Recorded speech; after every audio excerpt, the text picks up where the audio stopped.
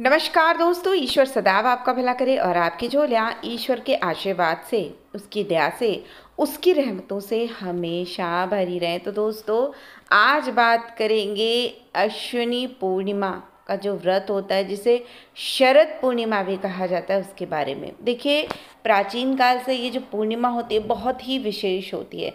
केवल ज्योतिष के दृष्टिकोण से या आप कह सकते हैं धार्मिक दृष्टिकोण से ही नहीं, यहाँ तक कि अध्यात्म के अलावा इसका प्रयोग दवाइयों के रूप में भी किया जाता है। देखिए, चंद्रमा को यदि ज्योतिष का कारक माने चंद्रमा को, तो कहीं ना कहीं चंद्रमा जो है धन से संबंधित है, हमारे मन से संबंधित है और औषधियों का आप कह सकते हैं निर्माता है। औषधियाँ जो होती हैं, खासकर वो औषधियाँ जिनमें आप जिनसे लोगों की प्राण रक्षा होती है, वो औषधियाँ चंद्रमा की रोशनी में ही पनपते हैं। खासकर हिमालय क्षेत्र की जो औषधियाँ होती हैं, उनमें आप कह सकते हैं चंद्रमा से संबंधित गुणों को बहुत ज़्यादा महत्व दिया जाता है। और इसी वजह से जिस दिन शरद पूर्णिमा होती है, उस दिन बहुत प्राचीन काल से दूध की खीर बनाकर चंद्रमा की रोशनी में इस खीर को रखा जाता है। और मान्यता है कि जो चंद्रमा की किरणें जब खीर में पड़ती हैं, तो कई गुना गुणकारी और लाभकारी इसका प्रभाव होता है। इसे कोजागर व्रत भी कहा जाता है, कौमुदी व्रत भी कहा जाता है। तो अत्यधिक महत्वपूर्ण है, साइंटिफिक रूप से भी, धार्मिक रूप से भी, आध्यात्मिक रूप से भी, हर रूप में इसका अपना एक बहुत ही ज़्यादा महत्व होता है। देखिए, शरद पूर्णिमा में मंदिरों में विशेष सेवा पूजन का आयोजन किया जाता है। बहुत सारे धार्मिक कार्य भी लोग करते हैं इस दिन।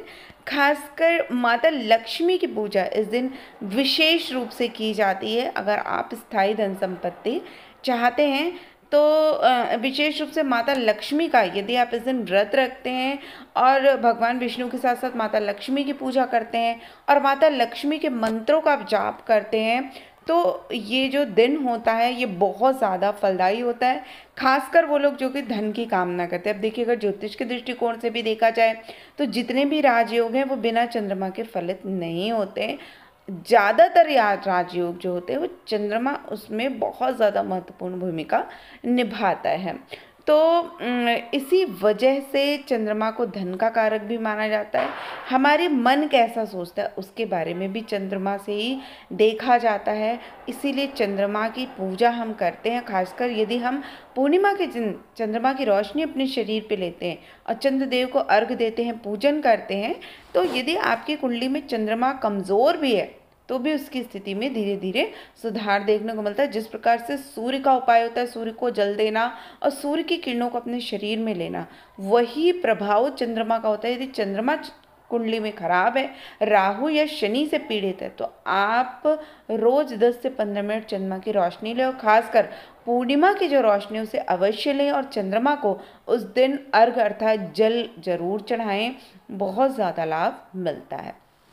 देखिए, शरद पूर्णिमा के बारे में तो शास्त्रों में भी कहा गया है कि इस दिन तो देवता भी स्वर्ग से पृथ्वी पे आ जाते हैं। अर्थात इस दिन शरद पूर्णिमा का जो चांद होता है वो बहुत खूबसूरत होता है। और मान्यता है कि देवी लक्ष्मी भी इस रात को पृथ्वी पे भ्रमण करती हैं। तो इसलिए इस दिन को कोजागरी पूर्णिमा अर्थात जिसमें पूरी रात जागकर माता का स्मरण, प्रभु के नाम का स्मरण किया जाता है, तो इसको इस रूप में भी जाना जाता है। और यदि आप इस दिन देवी लक्ष्मी की आराधना करते हैं, खासकर श्री सूक्त का पाठ करें, कनक धारा स्त्रोत का पाठ करें, विष्णु सहस्त्र नाम का पाठ करें या भगवान कृष्ण के मधुराष्टकम का पाठ करें, अद्भुत लाभ मिलता है इस दिन का। यदि आप किसी भी रूप में शिवलिंग को या आप श्री यंत्र को स्थापित करना चाहते हैं, तो ये दिन भी बहुत ही ज़्यादा महत्वपूर्ण होता है। यदि आप इस दिन अपने घर में एक छोटा सा श्री यंत्र, खासकर स्फटिक का या पारद का आप श्री यंत्र अपने घर में स्थापित करें माता के मंत्रों के साथ, अद्भुत लाभ मिलता है। माना जाता है कि माता लक्ष्मी को सुपारी बहुत पसंद है, तो इस दिन आप सुबह माता को पूजा में सुपारी रख सकते हैं और उस सुपारी को आप लाल धागे या कपड़े में लपेटकर उसकी पूजा करें अक्षत कुमकुम पुष्प आदि से। उसके बाद माता के मंत्रों का जाप करें। यदि आप कुछ भी नहीं जानते तो ओम ऐं ह्रीं क्लीं चामुंडाय विच्चे का भी जाप कर सकते हैं और ओम महालक्ष्मी दिव्ये नमः इस मंत्र का भी जाप कर सकते हैं। और कम से कम 10 से 11 माला का जाप करें। और उसके बाद ये जो सुपारी है आप इसको उठाकर अपनी तिजोरी में रखें तो माना जाता है कि आपके जो धन संपदा है उसमें बढ़ोतरी होगी दिन प्रतिदिन। और आप जहाँ पे भी सुपारी को रखें इसे रोज़ प्रणाम करें और थोड़ा सा धूप दीप अगरबत्ती इसको भी अवश्य दिखाएं, तो ये एक जागृत रूप में होकर आपको बहुत ज़्यादा प्रभाव देता है। आप इसके साथ साथ ओम श्रीम श्रीये नमः, ये बहुत महत्वपूर्ण बहुत ही पावरफुल मंत्र है देवी का, ओम श्रीम श्रीये नमः, इसका भी जप करें, बहुत लाभ मिलता है। और डेली इसका जप कम से कम 108 बार जरूर करें, तो आप देखेंगे कि धन की कमी भी जिससे आप परेशान थे वो धीरे धीरे समस्याएं कम होने लगेंगी। इसके अलावा इस रात में आप कर सकते हैं कि हनुमान जी के सामने आप एक चौमुखा दीपक जलाएं और प्रभु से आप अपनी परेशानी को व्यक्त करें, आपको बहुत लाभ मिलेगा। इस दिन आप 11 बार यदि हनुमान चालीसा या बजरंग बाण का पाठ करते हैं तो भी बहुत महत्वपूर्ण लाभ देखने को मिलता है। देखिए, शरद पूर्णिमा के दिन आप भगवान सत्यनारायण की व्रत की कथा सुन सकते हैं। सत्यनारायण व्रत की कथा मैंने अपने चैनल में भी अपलोड कर रखी है, जो कि आप स्टोरीज़ के सेक्शन में भी जाकर देख सकते हैं। लेकिन आज जो मैं विशेष कथा सुनाने वाली हूँ वो है शरद पूर्णिमा व्रत की कथा।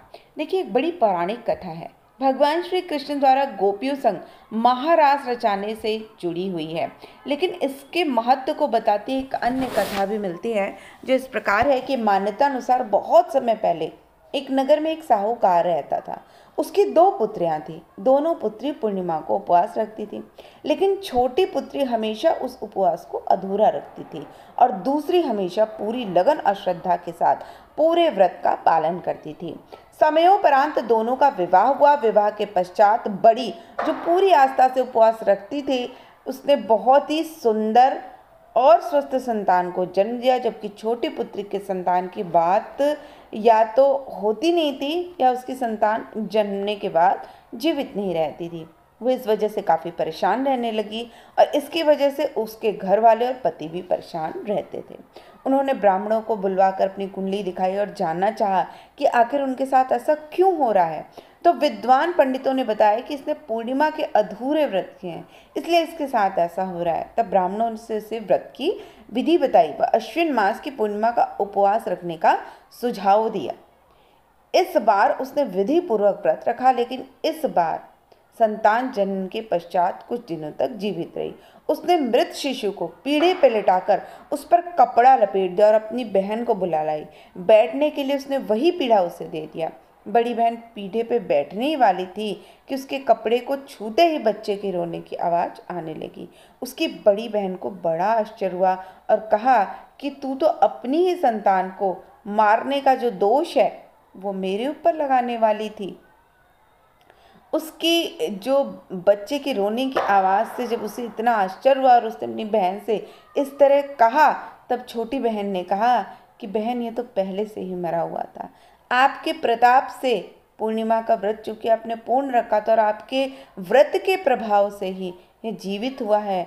बस क्या था, उस दिन से ही पूर्णिमा व्रत की शक्ति का महत्व पूरे नगर में फैल गया और नगर में पूर्णिमा का व्रत विधि विधान से किया जाने लगा। देखिए, माना जाता है कि जिन लोगों का चंद्रमा कुंडली में पीड़ित है वो इस दिन सत्यनारायण भगवान की कथा सुने, इस व्रत की कथा को सुने। साथ ही साथ जिन लोगों को संतान में दिक्कत हो रही है वो शरद पूर्णिमा से लेकर अगले 2 वर्ष तक अगर हर पूर्णिमा पे व्रत रखते हैं तो माना जाता है कि संतान प्राप्ति संबंधित बाधाओं में कमी आती है। हो सकता है कि आपको संतान हो जाए या कोई ऐसा आपको चिकित्सक मिल जाए जो आपकी समस्या का समाधान कर देगा, या कोई बच्चा भी आपको मिल सकता है जिसे यदि आपकी शारीरिक रूप से कोई प्रकार की कमी है तो किसी न किसी प्रकार से आपको बच्चे का सहयोग, चाहे वो आप गोद ली हुई संतान के रूप में भी आपको मिल सकता है। तो देखिए, ईश्वर किस रूप में हमें कहाँ क्या देना चाहता है वो हमें खुद नहीं पता होता है, लेकिन अपनी ओर से पूर्ण प्रयास और अच्छे काम सदकर्म आप करते रहें, निश्चित रूप से वो किसी न किसी को आपकी सहायता के लिए किसी न किसी रूप में भेजता है। और जो ये हम व्रत त्यौहार करते हैं वो कहीं ना कहीं हम ईश्वर से जुड़ते हैं, उसकी शक्तियों से जुड़ते हैं। और जब हम उसकी शक्तियों से जुड़ते हैं और सद्भावनापूर्वक अच्छे कार्य करते हैं, अच्छे कर्मों की ओर अग्रसित होते हैं तो ईश्वरी सहायता भी धीरे धीरे हमें मिलने लगती है। तो दोस्तों आशा करती हूँ आपको हमारी आज की दी हुई जानकारी पसंद आई होगी। ऐसी रोचक जानकारियों के लिए कृपया आप हमारे चैनल को लाइक करें, सब्सक्राइब करें और कृपया शेयर करना ना भूलें। तो फिर मिलते हैं, तब तक के लिए नमस्कार।